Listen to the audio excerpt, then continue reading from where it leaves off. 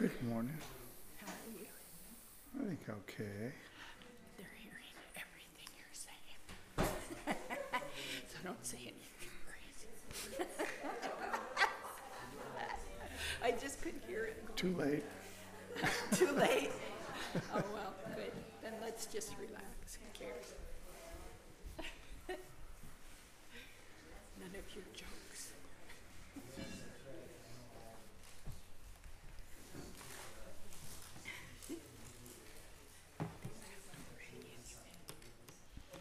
Thank you. Letters in desk.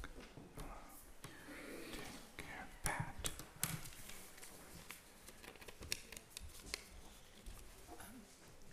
Is this clock better or is this clock better?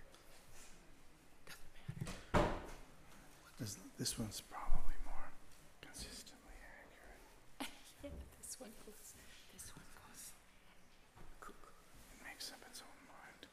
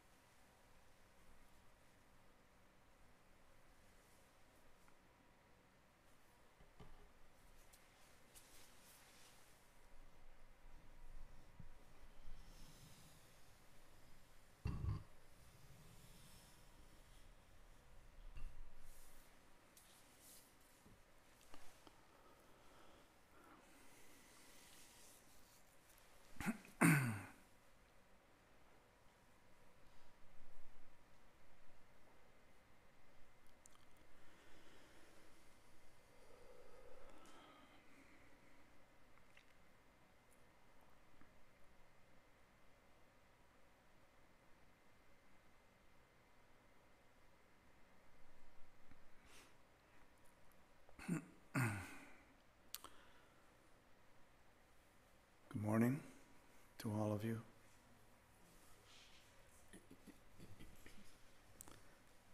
And welcome to our program today.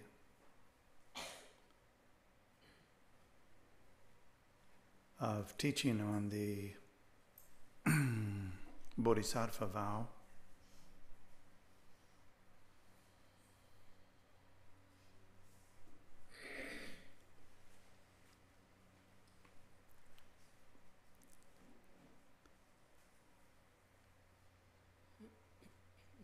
So I know from my own side that the teachings around the Bodhisattva vow and the embracing of bodhicitta are favorite subjects.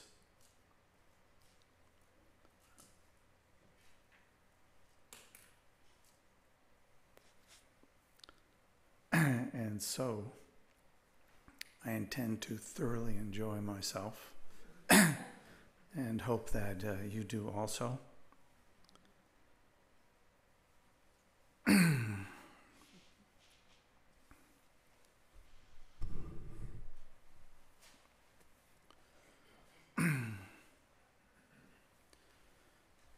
The fact that you're sitting here today does not necessarily mean that you would take the vow or renew the vow if you already have it, but it's an option. So you're welcome to stay if you have not decided. You're welcome to stay if you decide before the end of the day. It will be in the middle afternoon or late afternoon when we actually have the little ceremony around taking the vow.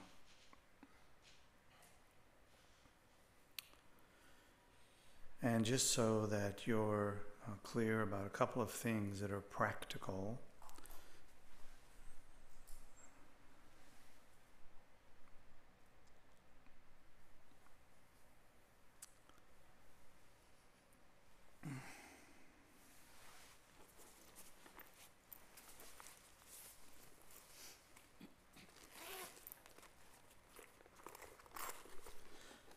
my eyesight is sometimes really good, and sometimes not. And so I prepared for today in a way that previously I wouldn't have, which is to say that I made my notes slightly more elaborate so that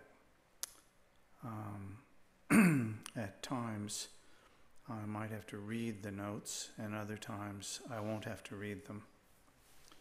So I just want you to be clear about that. I'll kind of go back and forth.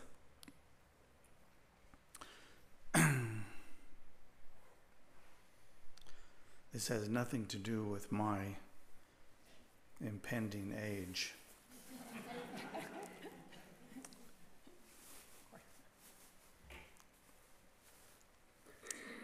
It's always important to add a pinch of denial to the day.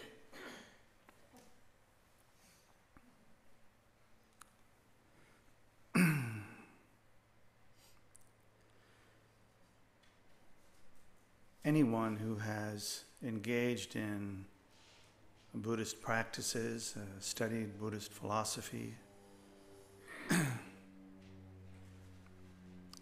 and been around the teachings of Buddhism, we all know that we suffer from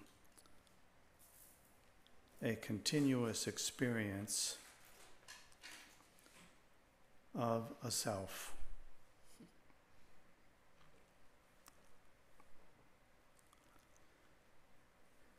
And the older we are, generally speaking, the more likely we are to understand that that experience is not a source of happiness.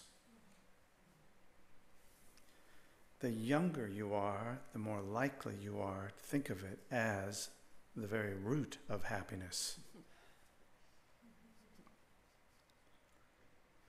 So we should honor both of these as fully as we can, and we'll look into those things as the day progresses.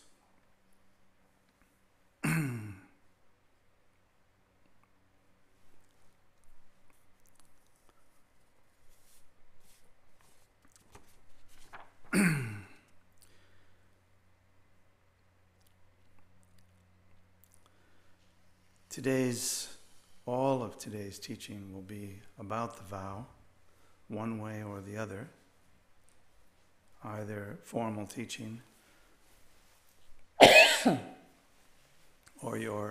personal insight, which is the best teaching of all.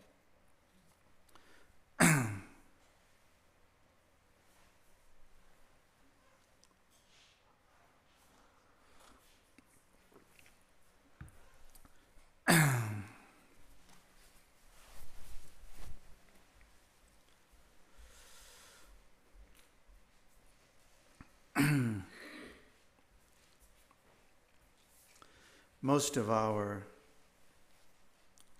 time in this life is spent looking for things that please us. And the us here is me, which is you. And each of us individually. And we generally think in terms of accomplishing our own benefit, not because we don't want other people to benefit, but just because we haven't yet necessarily learned to even include someone else. If they get theirs, that's good, but the important thing is me. Along the way, generally, we encounter the fallacy of that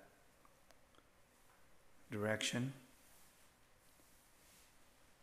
but without formal teaching and the vow, we are unlikely to really accomplish our own benefit, because the path to our own benefit is through the benefit of others. The last thing on our list, like if I have a little bit left over, I would share it with you. Unfortunately, I don't.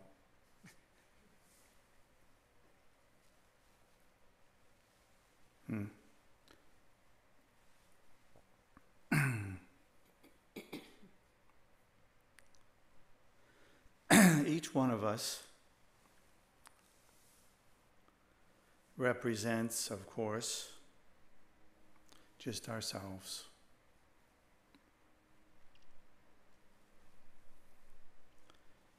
And yet, in a certain way, we have this understanding, even this experience, that there is no one more important than ourselves. Now, just from a conceptual perspective, don't we find that odd?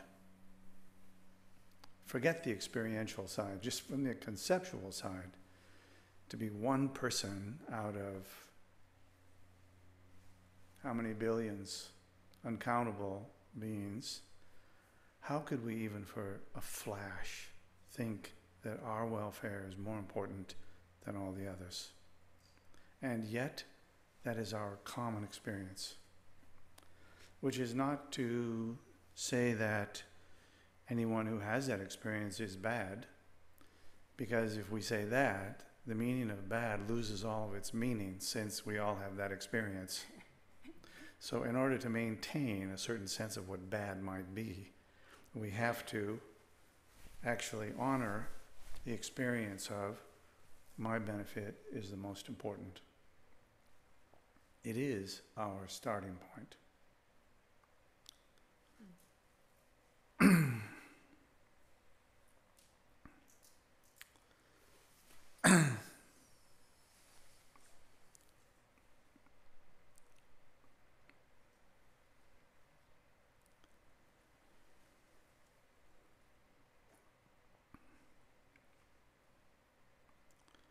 We stand, each of us, as the example of all sentient beings. And from the perspective of the Bodhisattva vow, this is actually the fundamental issue, is that we have the sense, the experience, that we stand for all sentient beings. And the result is all the confusion, all the suffering of all the levels of suffering in this world comes directly from that confusion.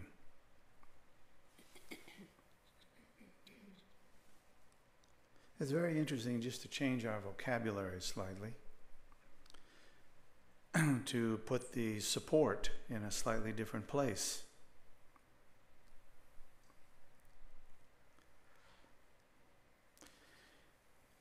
If I don't like what someone is doing,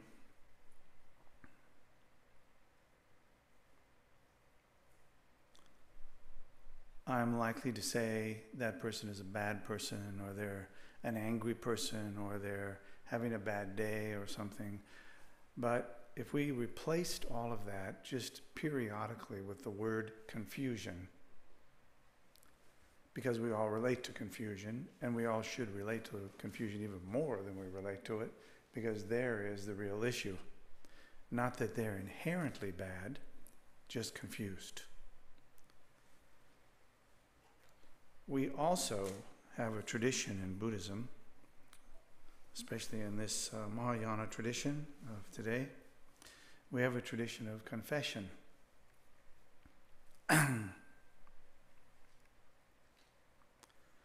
We don't have confessionals, but we do have formal confessions, which is a way of acknowledging our confusion. Really, fundamentally, that's what it is. I acknowledge my confusion. I confess my confusion, not because I'm bad or inherently bad, but because I'm confused.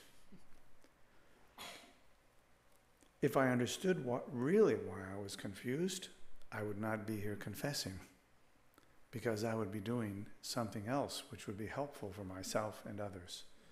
In the absence of that clarity, we have confusion.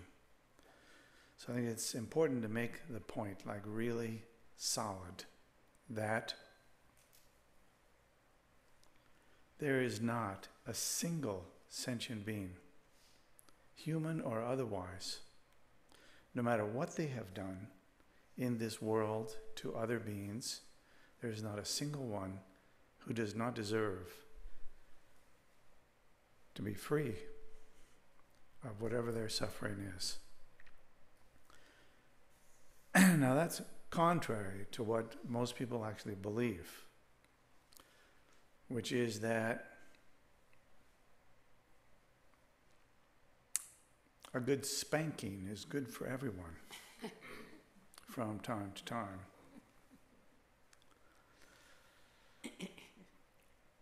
That may or may not be true, but it does not change the underlying principle that in order for me to be happy, I have to be able to witness that happiness in myself and others, because we naturally do not feel good when we witness pain in others that they cannot resolve somehow. So even if there's someone you really don't like and are happy to see them for a moment in pain, ultimately that pain comes back to us. We don't like to see it. It makes us uncomfortable. So if we asked ourselves the question, what would the world look like if there was no suffering in it, if there was no confusion? It doesn't take very long for most people to come to the conclusion that that would be a happier world, a better place.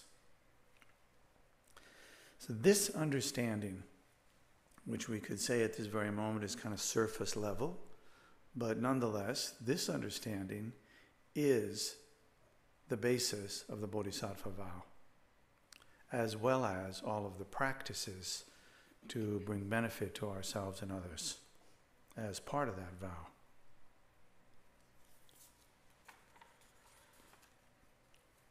The nature of the Bodhisattva vow is the commitment, formulated as follows: to lead ourselves to happiness and to liberate, to lead others to happiness and to liberate them from suffering, I will attain awakening, the explicit purpose is to bring benefit to all beings.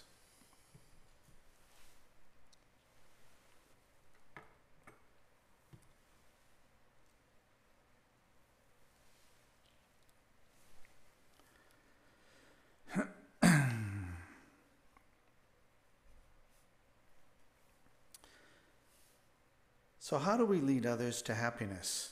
How do we liberate them from suffering? And basically what I just said was we do that by attaining awakening ourselves.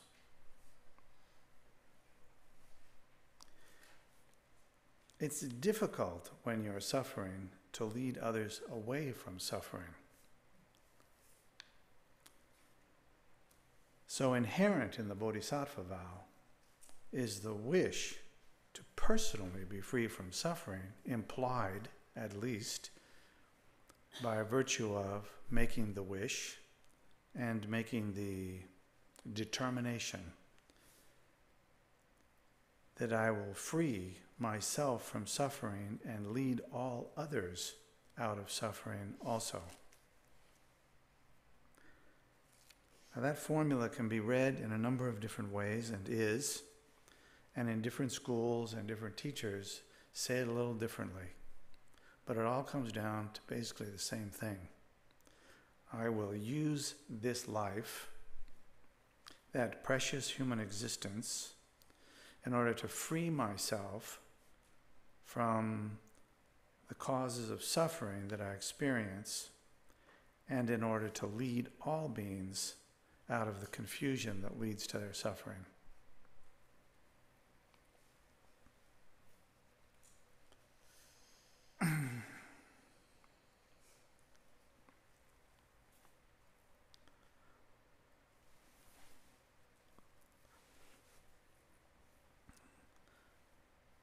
Short quote here, I can't remember where it's from, it might be from Boka Rinpoche. Just as the Buddhas of the past, when they were still ordinary beings, let's not forget, Buddhas were ordinary beings,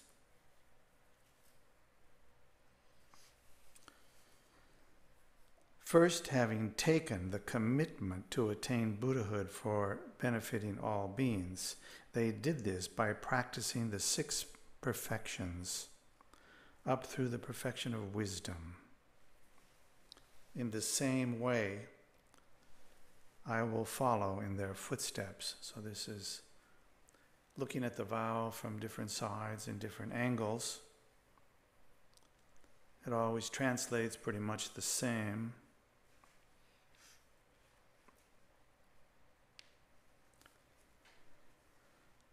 Just as the Buddhas of the past when they were still ordinary beings. So this is meant, at one level, to be an injunction against thinking, I cannot do it. I cannot do it. And in some places we read, if you cannot do it, who will? And other places we read, who do you think did it? If it wasn't you, if it wasn't all others, if it wasn't for the wish to be free of suffering and the willingness to recognize that working for the benefit of others is the cause for being free of confusion. So just going little by little into it. We have the 6 perfections. I want to put them aside for the moment. And in general, we're not probably going to go very far into them. But the 6 perfections are, in essence, the Buddhist ethics, if you will. But one of the interesting things about Buddhist ethics is that no one punishes you for breaching those ethics. They may feel sorry for you, but they won't punish you. Because the ethic is the same for all 6 of them, from generosity all the way through wisdom. It is a path, ostensibly on the surface, to free others from their confusion and suffering. And when we look closely at it and when we engage in that path, we have the experience that we are freeing ourselves from suffering. You might say it's a group effort. If there were no other sentient beings, you would have no path to free yourself from suffering. So when they're troublesome, kind of on an hourly basis, you have to be grateful that they are there, because without them, there's no hope.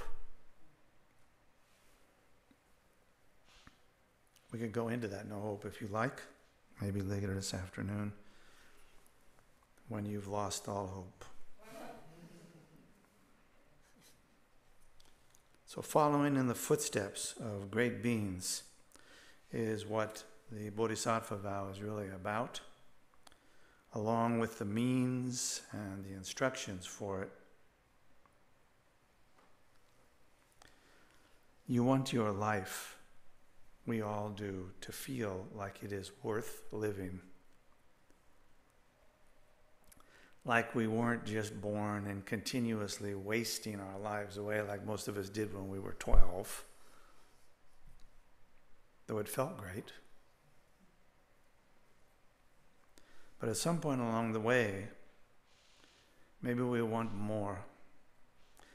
Maybe we feel like the value of being alive is beyond the trivial things.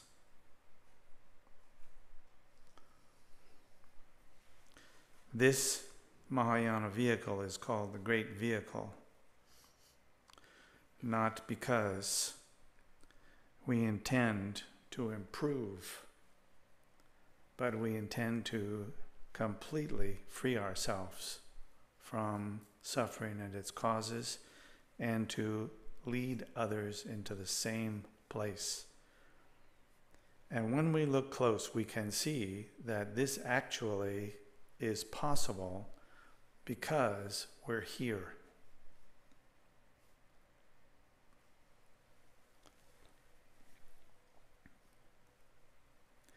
Nobody would follow this if it didn't work.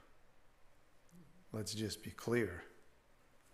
If it didn't bring value, who would follow it? It's not free. You have to do things. So if it didn't work, we'd stop. If we didn't meet people for whom it had worked, we would not feel inspired to do it. The world's full of people who have accomplished this vow. There are so many people. You haven't met someone who has accomplished it? We can give you a list of names that you can go to and meet them and study with them.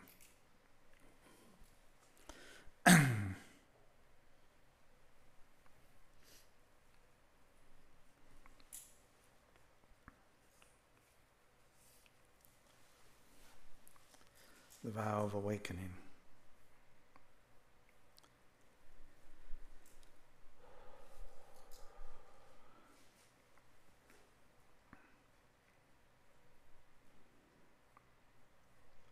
It is often the case, just to continue building the kind of the basis here for this vow, it is often the case that we have what are commonly called in the tradition conflicting emotions: anger, jealousy, pride, greed, all of these things that we're all intimately familiar with on any given day.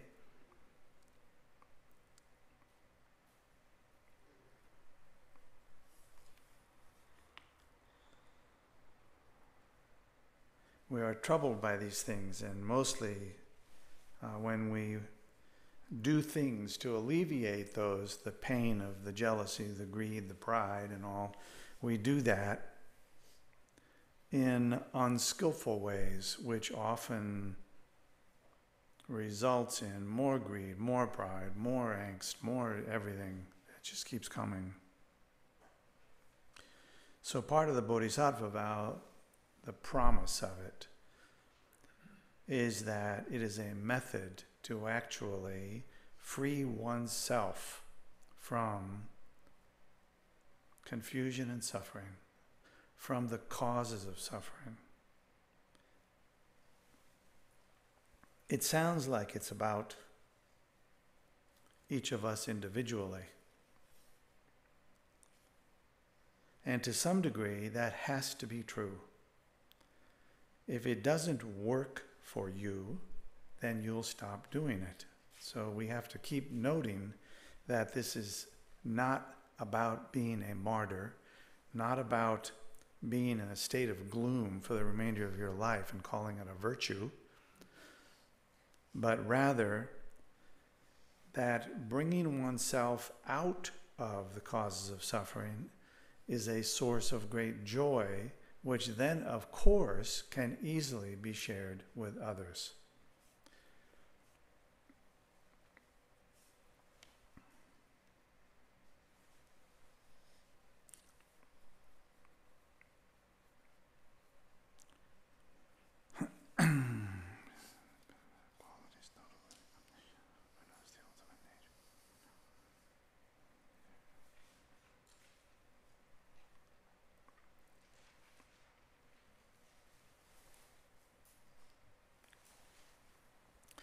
Sometimes we talk about the Bodhisattva vow as the vow to lead one's mind into freedom, lead one's mind out of the causes of confusion.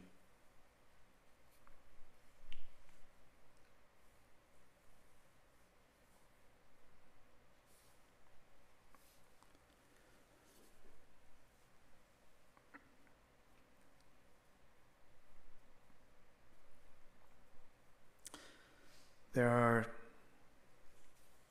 two aspects of this vow, though in various schools and approaches, it gets divided up into many different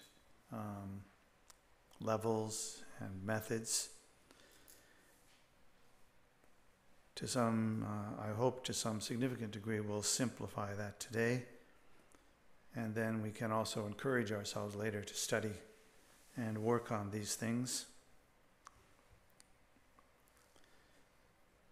Because unlike many of the kind of advanced practices that we would all like to be engaged in fruitfully, and that we do get disappointed because it's difficult, in the case of this vow, it is easy to do this vow. The hard thing about this vow is remembering to do it. The hard thing is not that it's difficult to do. The hard thing is remembering to do it. And when we remember to do it, I think we could say almost 100% of the time, we do it for 10 seconds and we feel like, whoa, that was nice. Or we're having an argument with somebody and we're thinking like, what a crude, ugly person they are somehow. And suddenly we remember, oh, that's not the path I'm on here. I just fell off. So we get up and we do this thing. And we feel good.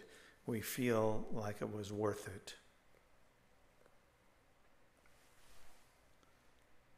it. Am I sounding too much like this is a revival? I really don't want to sound like that because I don't feel that way, but suddenly I heard my voice and I thought, whoa, it's really... Is there a tent outside or something? Yeah, there is. See, I knew it. We do have one. If you start breaking into a song, you know. Or a hands up. Hallelujah. Sounds good so far.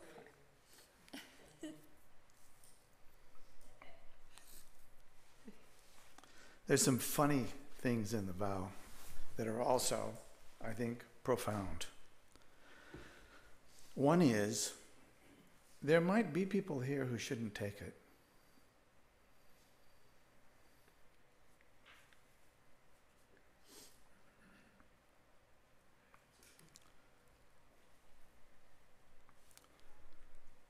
Like you might be someone who's,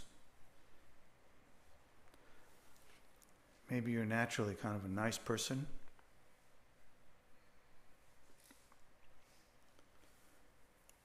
And you're drawn naturally to taking care of others, self-effacing, taking no credit for the help that you give to others, afraid to take credit for something which is so joyful.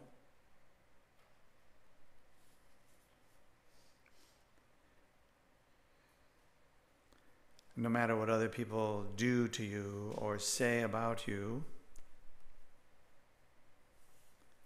you feel good about their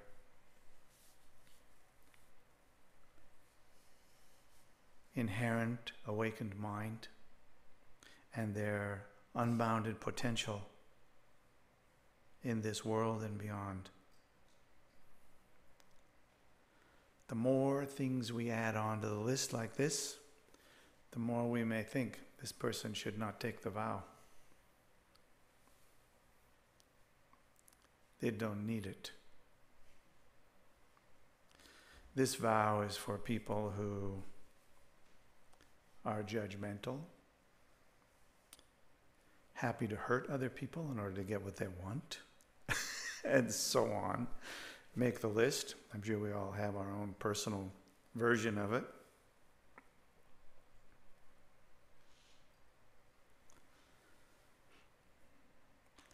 The Bodhisattva vow is for individuals who are on what we call the Bodhisattva path. And the reason why this is important is because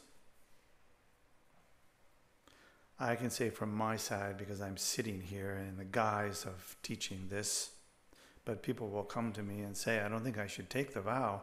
I'm not a very nice person. Then I like to say, so who's it for? The Buddhas? Maybe they should take it.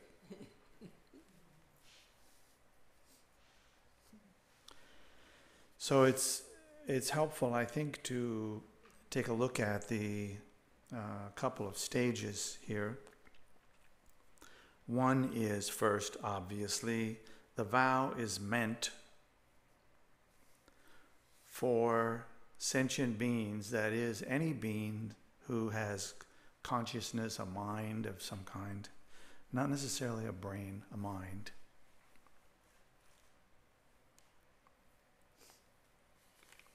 Many of us are lacking brains. The mind we have. The mind may have become habituated to all sorts of things that most people would judge as not a very nice person, stingy, not very generous. Maybe they lie, they take advantage of people, and so on. The vow is for these people. Not exactly for these people, but for people like this who want to move beyond that,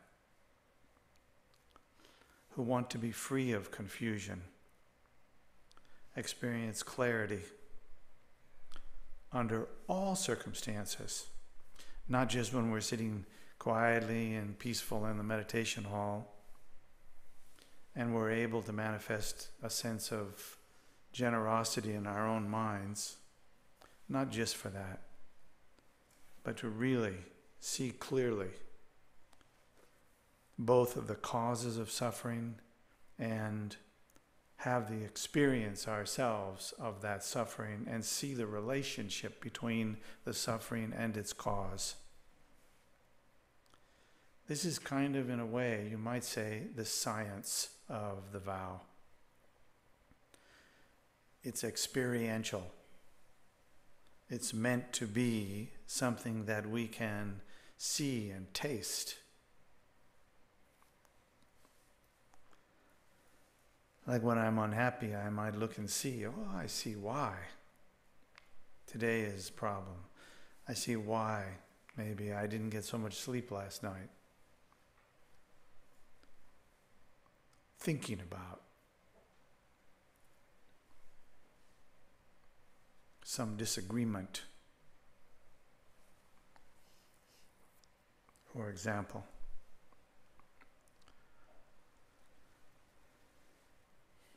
Then we're meant to remember the vow over and over. Oh yeah.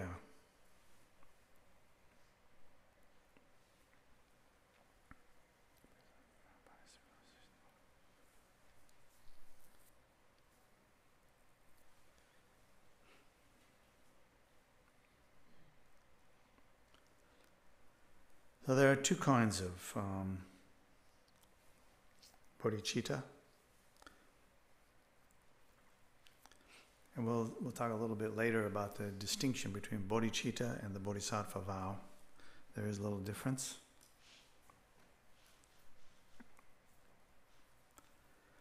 Two kinds of bodhicitta. One of them we call relative and one we call absolute.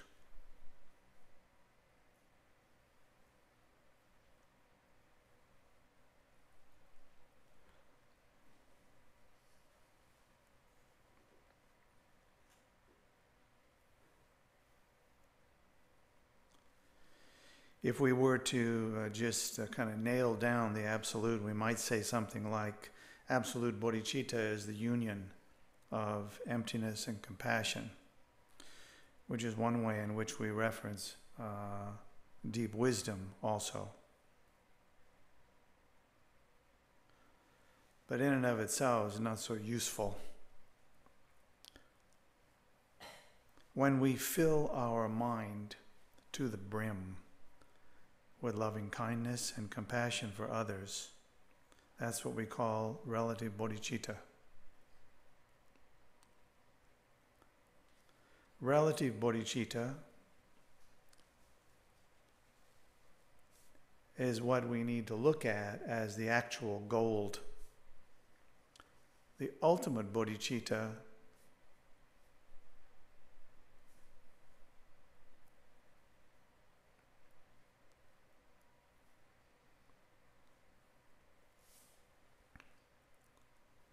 while it's interesting to aspire to it, it's very inspirational to encounter it in great beings.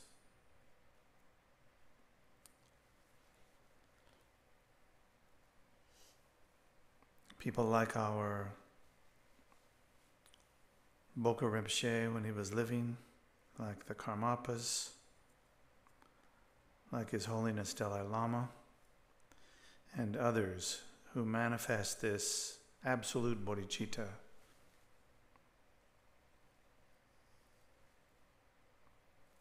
Sometimes just having one's eyes fall on and we see such person, sometimes we immediately experience the relative bodhicitta. It just arises.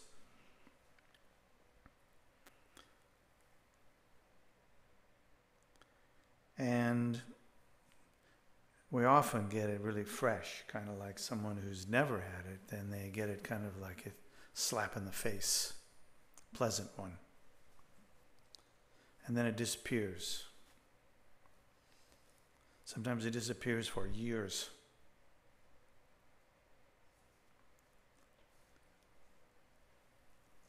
Along the way, the more we engage in the practice of the vow, the more we get confident that by virtue of engaging in the practices of the vow, things will happen, they will come. And we experience those things, and so we gain a certain measure of confidence that engaging in the vow is a cause for happiness at all levels, a cause for loving kindness, compassion, the wish for all beings to be free of suffering, a growing sense of equanimity in relationship to all sentient beings, and of course, a growing sense of joy.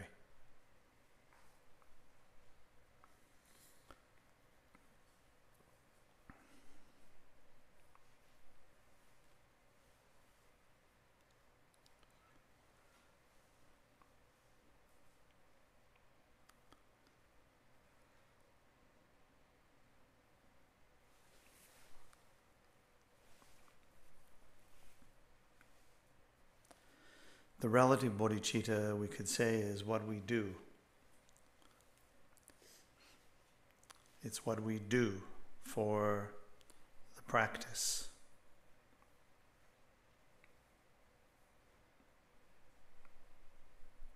When we intentionally give rise to loving kindness and compassion, that is relative bodhicitta. When we make the wish to be free of suffering, that we might become a benefactor for all sentient beings and free them from suffering, that is relative bodhicitta.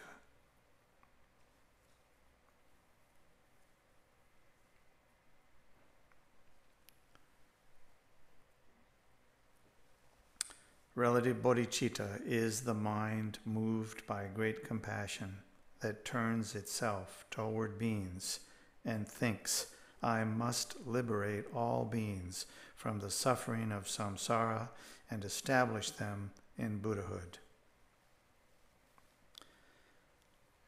Fanning the embers of our bodhicitta, we feel that it is absolutely necessary to liberate all sentient beings. That feeling that it is absolutely necessary to liberate them is relative bodhicitta.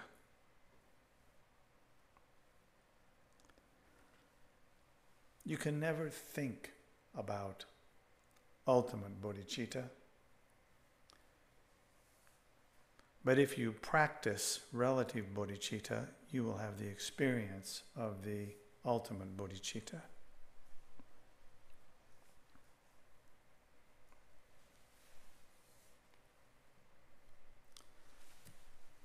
Moving along, kind of filling in the cracks. Question occurs again, who might take the vow?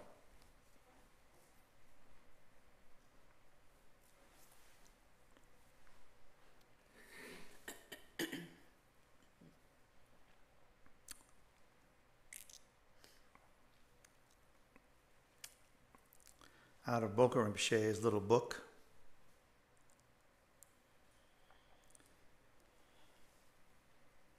comes the following.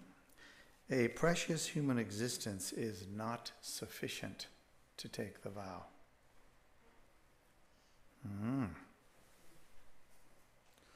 That's a problem. It is also necessary to belong to the Mahayana family, which is defined as a natural inclination for peace, love, and compassion, and by spontaneous attraction and immediate confidence in the Mahayana teachings. The aspirant taking the Bodhisattva vow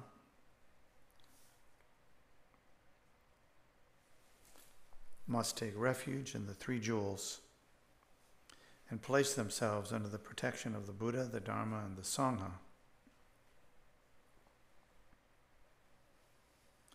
This is a prerequisite for the vow.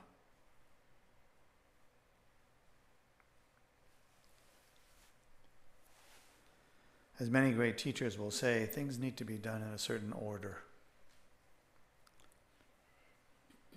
If you take the vow and you have not actually taken refuge in the Mahayana three jewels, you are taking things out of order and the result will be some problems in the future.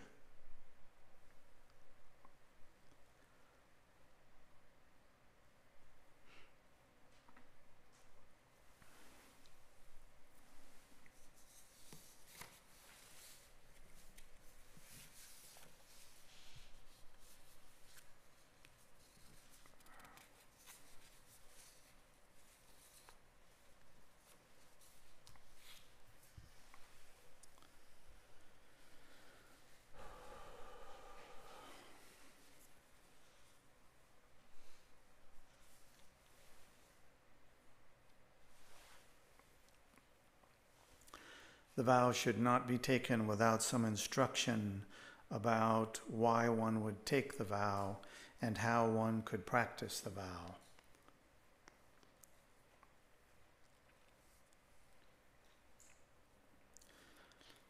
So therefore it is said, something which when I first read it seemed kind of humorous.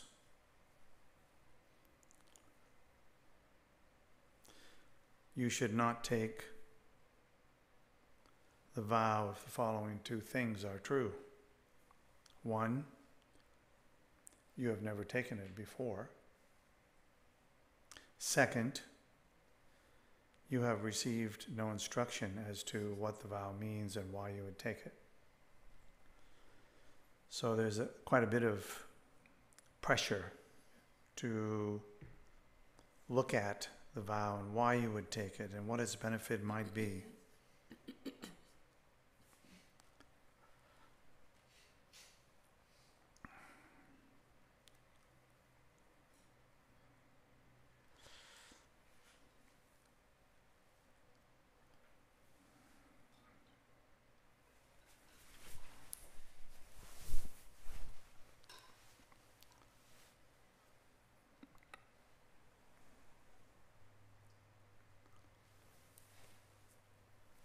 When we talk about Buddhas, it's important for us to think. There is not a single being who does not possess the awakened mind inherently. If they have a mind and some consciousness, they are awakened. So regularly we can remember the story of the man who asked the Buddha, "What's the difference between you and me?" And the Buddha said, "Nothing. You are fully endowed with the nature of awakening as I am. The difference is I recognize it, you don't. There is no other difference."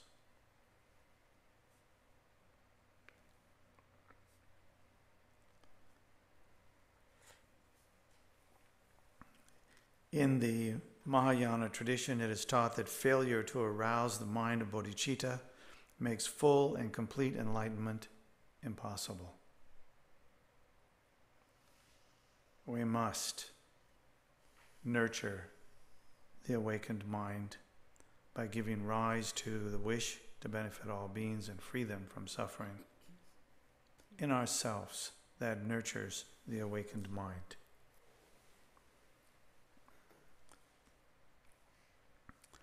In this tradition, our relationships with all other beings is the very basis for accumulating merit and wisdom, essential steps to full and complete realization.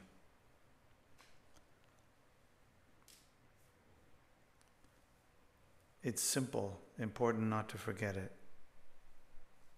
The principal object of bodhicitta is sentient beings. From the Mahayana point of view, any and every being that is endowed with mind consciousness has the potential of awakening. Therefore, they are all the object of one's engendering the mind of bodhicitta, the awakened mind, the awakening mind, and the awakened mind. Again, the specific Mahayana view is that the result of the complete enlightenment of them all is what we promise to make the result of the Bodhisattva vow.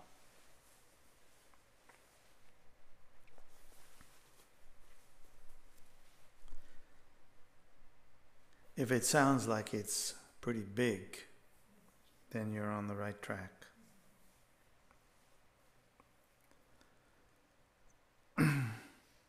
It doesn't say here anywhere you need to do it by Christmas or any other time.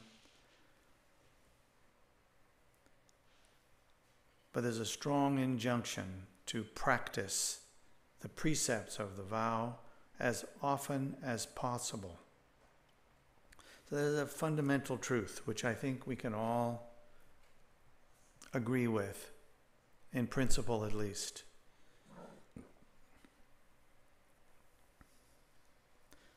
Whatever we are today, whatever we think, how we look, how we relate to each other, our habits, our propensities, these are all the result of what we have thought and done and said previously. We have made ourselves into this. And our task now is to do that again. To do that again.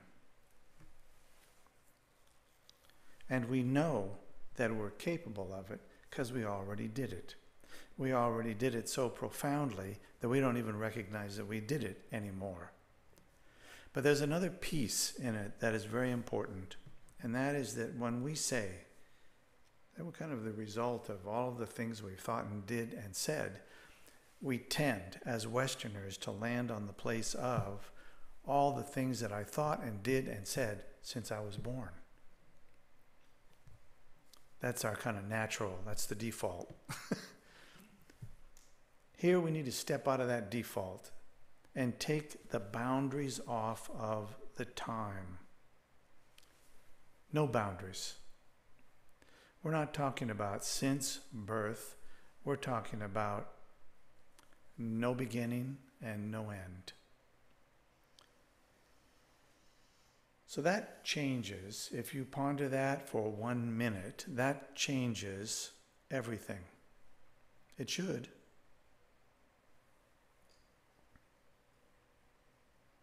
There's no timeline on freeing sentient beings from suffering and the causes. The timeline is that you should raise the aspiration to accomplish that as often as possible. Because that aspiration is the cause of freedom. It's not just frosting on the cake, it is the cake.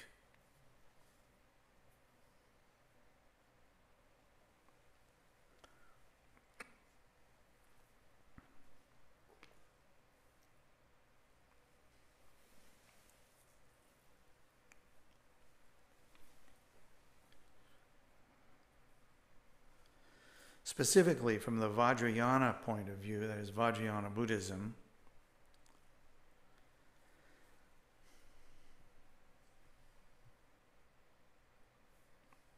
all beings are deities. It is their nature. From the unfortunate circumstance of their veils and preoccupation with mistaken views of themselves and the world, they fail to see their pure nature and the pure nature of all others. The result and aspiration is therefore to remove the veils of all sentient beings so they may all appreciate their divine nature and establish what we call a sacred outlook.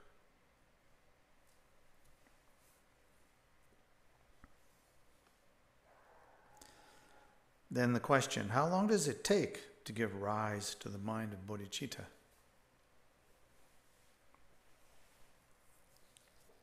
Few seconds. Few seconds.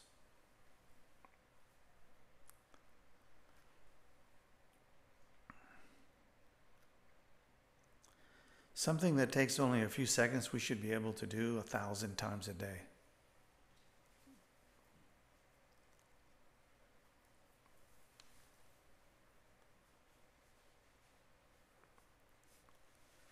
Could we 1,000 times a day fill our minds with loving kindness, compassion, equanimity, joy. What would happen if we filled our minds for just 2 or 3 seconds, a dozen times a day for the next decade? Would it change us? I think anyone who has ever looked, they would say, remarkable change, a dozen times a day. Just give rise to bodhicitta a dozen times a day.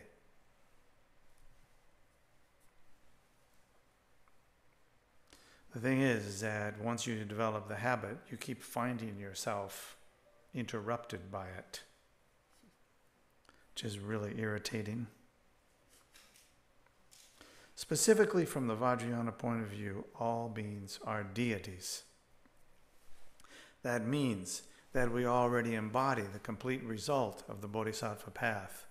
We are not putting something into us that wasn't already there.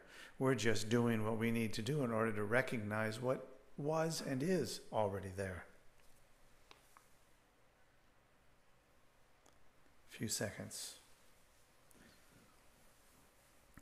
When you do that few seconds, we say, and it's kind of slightly difficult to have confidence in it.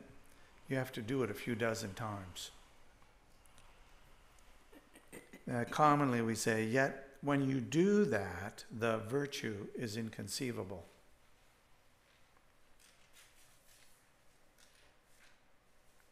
Just as space is infinite, so is the virtue of this giving rise to the mind of awakening. Every school in the Mahayana tradition promotes this, says this. Now that you're going to generate the mind of bodhicitta because of the enormous benefit, any moment that you can take advantage of giving rise to this mind, you should. Before every practice, at any time of the day or night, it is of enormous value to give rise to the mind of awakening. Develop this habit. Whenever there is a moment, do it. Maybe we don't have the habit right now, but it's easy to develop it. The hard thing is remembering. People will often, they'll come to me and they'll say, I can't remember to do it. Every day I leave, I go to work, I say, today I'm going to do this. Today I'm going to do this. And then at the end of the day, I forgot. I never do it. I never do it. That's a problem. Because if you never do it, there's never any result. And when there's no result for some period of time, we give up. And given the cost and the benefit, that's a real shame to give up when it's so easy and the results are so big.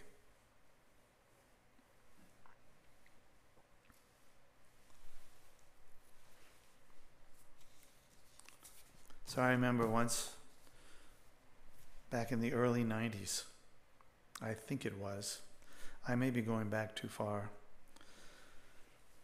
Since 10 years, give or take. Doesn't seem to matter much anymore. I remember once having a conversation with Bill Spangle, who's here. He won't mind being outed on this score.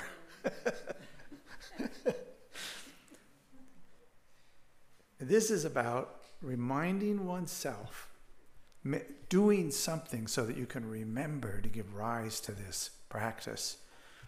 He rode his bike every day then to work, and he said that he had places like stop signs and things in the road on the way that would remind him, and then he would do that on the way. So that on the way to work there were like a certain number of things, and maybe on the way home, and so that's how you do it. It's not, the reminder is by definition ordinary. A timer that goes ding, by definition ordinary, but it's connected to doing something extraordinary. So the more things like that we can do, the more we will develop the habit of doing it. one fantastic habit is when you wake up in the middle of the night, that you develop, for example, the ability to recall that when I wake up, I do something about the bigger waking up. And what do? I generate bodhicitta for 1 second, for 10 seconds, for 1 minute, and then gradually I just go back to sleep. But your mind is filled with the bodhicitta. So we can devise like so many different ways to keep reminding ourselves of this and doing it. And that is indeed what we need to do. This is not difficult. You want something to do for the rest of your life that is fantastically beneficial for yourself and all others, the Bodhisattva vow is it.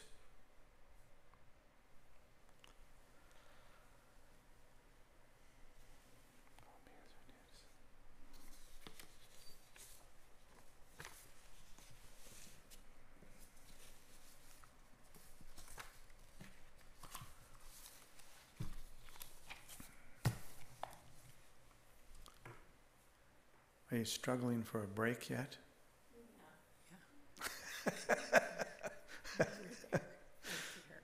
Huh? Yeah, we're there. Okay. 20 more minutes? No, just kidding.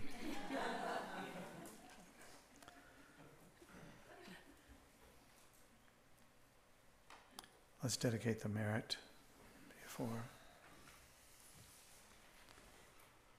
Oh, by this virtue may I quickly realize Mahamudra and establish all beings without exception in this state.